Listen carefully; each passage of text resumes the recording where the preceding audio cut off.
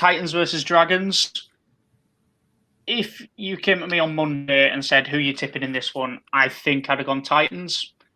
But it looks like the Dragons have learnt from last week's mistakes. From last week's sort of well-learned lessons, and they've come out and they've embraced their new setup by the looks of things. Great, Hunt 14 jersey. What's your thoughts? Fine with it. Absolutely love it. And I think I said it in the round review on whenever we did that. It was yesterday. Ben Hunt can be $1 million number 14 in my side any day of the week if he plays like how he did, and if the Dragons play like how they did for the 60 minutes that Ben Hunt is on the field. Sadly, I can't say sadly for McInnes, because playing the 9 for 20 minutes allows him to get a feel for the game. And then when Ben Hunt comes on, he jumps into we'll say a rolling lock.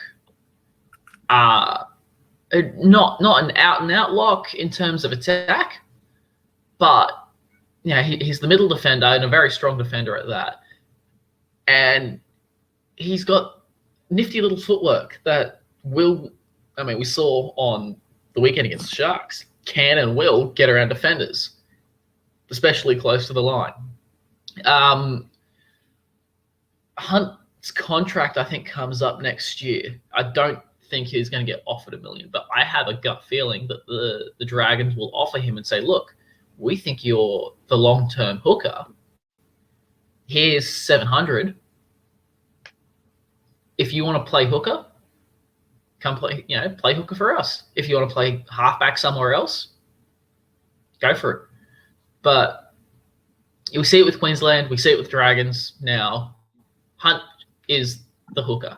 He shouldn't be starting. McInnes should always be the starting hooker. I don't just say that because of my Supercoach team.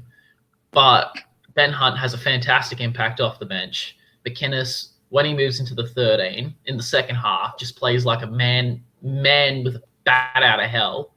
Lomax is starting to look good. Dufty has to play at fullback. We said that Monday. He's there. Clune looks solid. Norman looked great. Look, for all that we credit the Titans, they've got Corey Thompson there, moving up from the Tigers, slotting straight into the fullback role. We're on the same wavelength on that one. As soon as I saw Thompson named in the side, I'd swung straight in the Dragons' favour. Like, you've got someone that's going to come in, not really trained with the team, doesn't understand the setup or even how their style of play is played, and you're going to put him in your 1 jersey. Like, I get that there's been a lot of changes at the Titans, and they've done a lot of tinkering with their spine in particular. What they've played 4 different number 9s this season. I'm pretty sure, or even at least in the last 12 months. So it's a tough one. You've got 2 teams that have realistically been out of form for quite some time. The Dragons may be just starting to find it again. But for a game that's this important, why put Thompson straight in, when you've got a fullback? Why are you? I get that he's a makeshift fullback, but I don't think that this would have been the best time to put Thompson in. Even so, I don't think anyone would have been dead against Thompson maybe pulling on the 14 and you're sticking on at halftime based on how the game's going, and you reshuffle your back line a little bit. But it throws the game way out of whack for me, does this? The thing I think that we can recognise is Philip Sammy has played very, very well in the fullback position the last couple of weeks for the Titans. He's in some good form, but he wants to play wing. He has made it very clear he wants to play on the wing. Yeah. Bringing Thompson up, Thompson is happy to play fullback. He's not a ball-playing fullback, but he's one that wraps around in support, is always darting around the ruck. You have no fullback this year. AJ Brimson is out for the season. Yeah. They've been looking to play Tyrone Roberts, but I think it's come to a point where Roberts could almost medically retire. Injuries are just taking a toll on his body. You could put young Tonomapia back there. He did play fullback for a couple of games for the Storm way back when. But yeah, I'm looking at it. I think it's going to be a high-scoring game. I do think it's going to be a high-scoring game. I think it could be like 30 to 20, 30 to 24.